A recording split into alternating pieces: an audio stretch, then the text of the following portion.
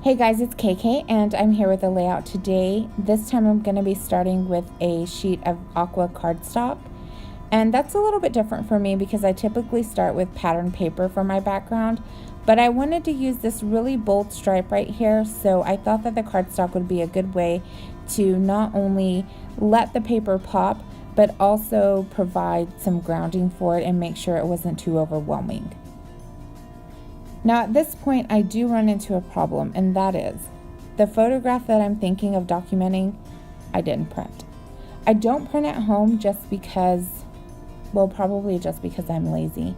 So I usually print about 100 or something pictures whenever I decide to print, but I guess this photograph that I was thinking of, I totally forgot, or I skipped it, or I don't know.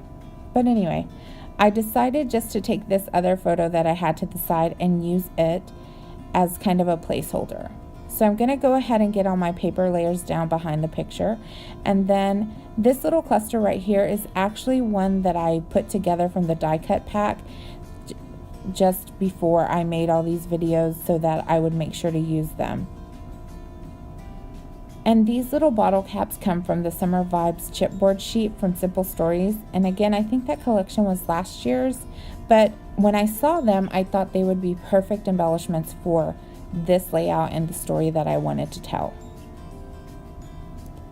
So I'm going to go ahead and put those down, and my idea was I didn't want them to run just in a vertical line. I kind of wanted them to have some movement, so I tried to place them kind of zigzag, I guess, from one another, and make sure that I spread the colors out so you have that big bold green stripe of paper underneath the photo, and then directly above it you have a green bottle cap, so it kind of balances everything out. At this point I'm going to go ahead and start working on my title, and these stickers are called Thick and Thin, I believe, and I think they're from Amy Tangerine, I'm not sure, but I love this font and I just love that they're foam thickers. They're just fantastic. So I put down the word girl, and I decided that I'd rather have it over to the right hand side, but I also wanted to move one of those bottle caps over. So after I did that, I started looking at them and they looked a bit flat and a bit plain. So what I decided to do was take a Teresa Collins pinked circle punch and go ahead and just use some scraps on my desk and punch a few circles to back those bottle caps on. So I'm just using whatever I have to put on there and making sure that they are centered and trying to just create some movement and also some weight as I put them down.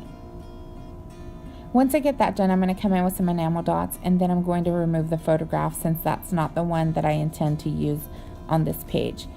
In the close-ups, you'll be able to see not only the photograph has changed, but I added some mist and I also added my journaling at the bottom.